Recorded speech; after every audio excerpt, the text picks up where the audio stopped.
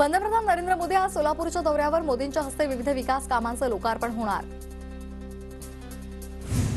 सोलापूर दौऱ्यामध्ये मोदींच्या हस्ते पंतप्रधान आवास योजनेमधून उभारलेल्या 90,000 घरांचं लोकार्पण होणार, तर अमृत योजनेमधून 1700 कोटी रुपयांच्या विविध प्रकल्पांचीही पायाभरणी। शरद पवार आज सोलापूर दौऱ्यावर पंढरपूर आणि मंगळवेढ्यामध्ये बैठका आणि मेळावे घेणार आहेत। काही लोकांना जाणीवपूर्वक ताकद देऊन चूक झाली, सूर्यकांत पाटील आणि संगमा यांच्या मुलीला मंत्री केलं, मात्र 8 वेळा संसद रत्न आणि कर्तृत्व असूनही सुरेंना मंत्रीपद दिलं नाही। बारामतीमधील पदाधिकाऱ्यांच्या बैठकीत शरद पवारांचं मोठं वक्तव्य। मुख्यमंत्री शिंदे दाओस दौऱ्यावरून परतले, मुंबईमध्ये शिंदेंचं जोरदार स्वागत। दाओस दौऱ्यामध्ये 4 लाख कोटींचे करार, डबल इंजिन सरकारमुळे राज्यामध्ये मोठी गुंतवणूक, सामंजस्य कराराचे आकडे बघून विरोधकांचे डोळे पांढरे होतील, शिंदेंचं विरोधकांना प्रत्युत्तर। मोदींच्या नेतृत्वाचा फायदा दाओसमध्ये झाला, अनेक देशांमधून राज्यामध्ये गुंतवणूक आली, 8 लाखांहून अधिक तरुणांना रोजगार मिळणार, मुख्यमंत्र्यांकडून मोदींचं कौतुक। दाओस दौऱ्यावर सध्या मुख्यमंत्र्यांना थंड हवा घेऊ द्या, कुठे कसा गैरव्यवहार झाला त्यावरून ते परत आल्यावर वातावरण गरम करू, आदित्य ठाकरे यांचा इशारा। दाओसमध्ये सरकारचे ज्या कंपन्यांशी करार झाले त्या कंपन्यांचे ऑफिस मुंबईमध्ये, मग दाओस दौरा कशासाठी, रोहित पवारांचा सवाल। तर दौऱ्यामध्ये विनाकारण खर्चाची उधळपट्टी झाल्याचा रोहित पवारांचा आरोप। ठाकरे गटाचे आमदार राजन साळवी यांच्या घरी एसीबीची धाड, निवासस्थान, भावाचं घर आणि हॉटेलवर टाकलेल्या धाडीमध्ये कागदपत्रांची तपासणी, साळवींसह त्यांच्या पत्नी आणि मुलावर गुन्हा दाखल, अटकेला घाबरत नसल्याची साळवींची प्रतिक्रिया। 71,32,000च्या मालमत्तेचा एसीबीकडून पंचनामा, मी घेतलेल्या कर्जाचा उल्लेख केलेला नाही हे दुर्दैव, एसीबी अधिकाऱ्यांच्या चौकशीनंतर राजन साळवी यांची प्रतिक्रिया।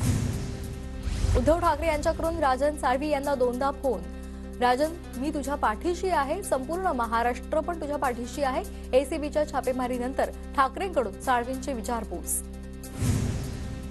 एसीबीकडून आमदार साळवी यांच्या उपस्थितीमध्ये रत्नागिरी जिल्हा बँकेतील लॉकरची तपासणी, तर ही राजकीय सुडातून केलेली कारवाई। कितीही कारवाया झाल्या तरी आजही ठाकरेंसोबत आणि उद्याही ठाकरेंसोबतच, एसीबीच्या छापेमारीनंतर साळवींची भूमिका। कथित खिचडी घोटाळा प्रकरण, आदित्य ठाकरे यांचा निकटवर्तीय सूरज चव्हाण यांना 22 जानेवारीपर्यंत ईडी कोठडी, पीएमएलए कोर्टाचा निर्णय। बीएमसीमध्ये कोविड काळात 6.5 कोटींचा कथित खिचडी घोटाळा, सूरज चव्हाण यांच्या खात्यामध्ये संबंधित कंपनीकडून 71 लाख आल्याचा आरोप, मात्र सल्लागार फी मिळाल्याची चव्हाणांची प्रतिक्रिया। ईडीच्या 4थ्या समन्स नंतरही केजरीवाल चौकशीसाठी गैरहजर, मला अटक करण्याचा भाजपचा मनसुबा, केजरीवालांचा केंद्र सरकारवर आरोप। सरकारच्या शिष्टमंडळानं मनोज जरांगे यांची भेट घेतली, आमदार बच्चू कडू आणि मंगेश छोटे अंतरवाली सराटीत जाऊन त्यांनी भेट घेतली, मात्र मनोज जरांगे 20 जानेवारीला मुंबईच्या दौऱ्यावर ठाम। मराठा समाजाला आरक्षण मिळावं यासाठी जरांगे पाटील मुंबईला येणार, मुंबईमध्ये येण्याआधी जरांगे पाटलांचा ट्रॅक्टर चालवण्याचा सराव। कुणबी नोंदी सापडूनही प्रमाणपत्र मिळत नसल्यामुळे मनोज जरांगे संतापले, ग्रामस्थांनी फोनवरूनच बच्चू कडूंसमोर तक्रार मांडली। नोंदींवरून बच्चू कडूंचा विभागीय आयुक्तांना दम, तुमचे जिल्हाधिकारी झोपा काढतायत का, तहसीलदार जर काम करत नसतील तर तिथे येऊन थोबाडीत मारेल, बच्चू कडू संतापले। लातूर जिल्ह्यामधल्या 15 गावांमध्ये कुणबी प्रमाणपत्र वाटप करण्यासाठी विशेष शिबिराचं आयोजन, कुणबी नोंदी सापडलेल्या वारसांना कुणबी प्रमाणपत्राचं वाटप। धाराशिवमध्ये मराठा कुणबी प्रमाणपत्र वाटपासाठी प्रशासनाचा आज विशेष कॅम्प, तलाठी कार्यालयामध्ये स्वतंत्र कक्ष सुरू, जिल्ह्यामध्ये 1603 कुणबी नोंदी आढळल्या।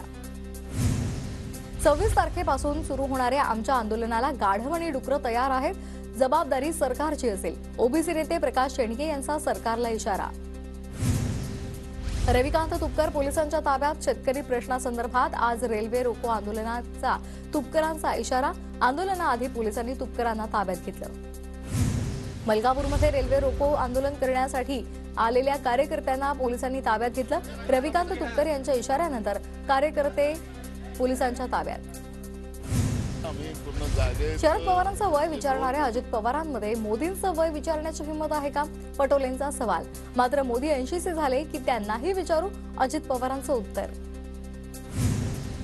धरणावरून अजित पवारांवर आरोप करणाऱ्या भाजपचं धरण आता फुटत आलंय, नाना पटोले यांचं टीकास्त्र, अनेक पार्ट्या फिरून आलेल्या नानानं मला शिकवू नये, अजित पवारांचा पलटवार। विधान परिषदेतील शिवसेनेच्या आमदार अपात्रतेचं प्रकरण, आमदारांना कागदपत्र सादर करण्याचे आदेश.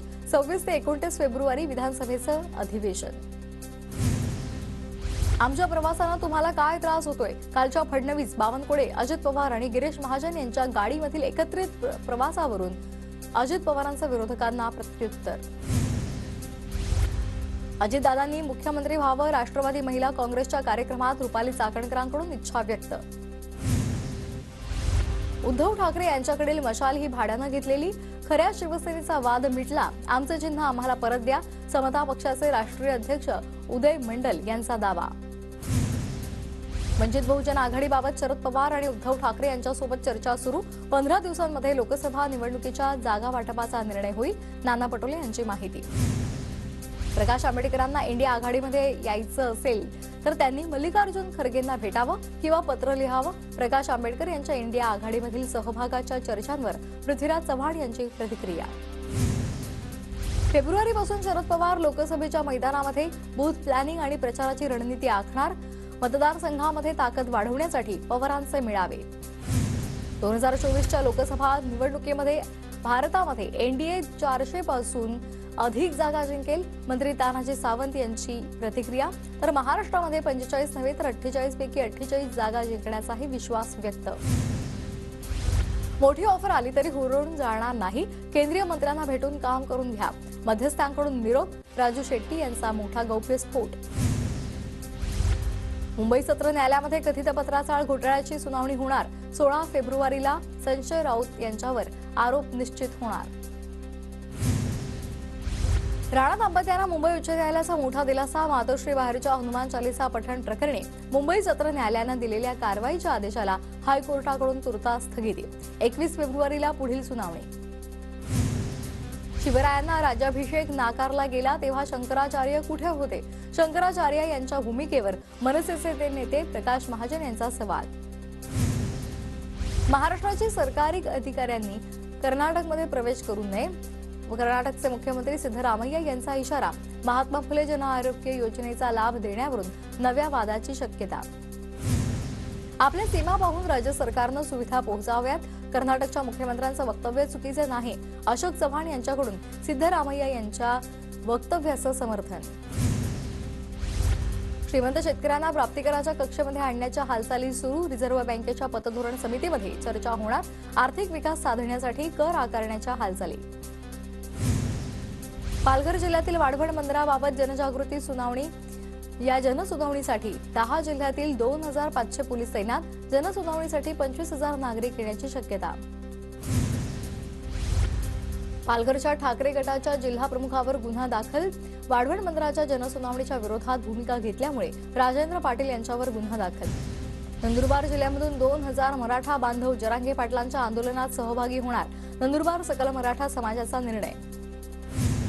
मराठा समाजाबद्दल आक्षेपार्ह विधान केल्याप्रकरणी अटकेमध्ये असलेल्या पोलीस अधिकाऱ्याला व्हीआयपी वागणूक देणाऱ्या कर्मचाऱ्यांवर कारवाईची सकल मराठा बांधवांची मागणी.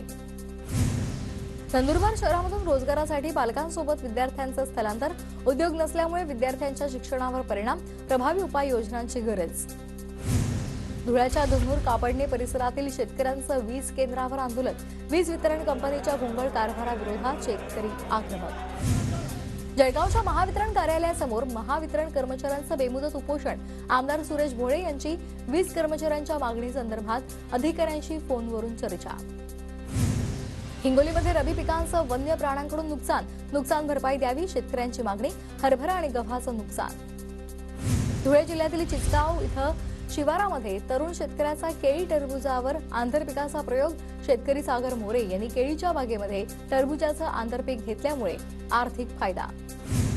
धुळ्यामध्ये निकुंबे गावामध्ये 100 एकरावर बोरांची बाग. दररोज 7 ते 8 ट्रक बोरं परराज्यात विक्रीसाठी जातात. धुळ्याच्या कृषी विद्यालयामध्ये पिकांवर ड्रोनद्वारे फवारणीचं प्रात्यक्षिक. शासकीय कृषी विद्यालय आणि कृषी विज्ञान केंद्र यांच्या संयुक्त विद्यमानं कार्यक्रमाचं आयोजन. जळगावमध्ये नैसर्गिक आपत्ती अंतर्गत अपघातग्रस्तांना पालकमंत्र्यांच्या हस्ते 15 लाख रुपयांचे धनादेशांचं वाटप.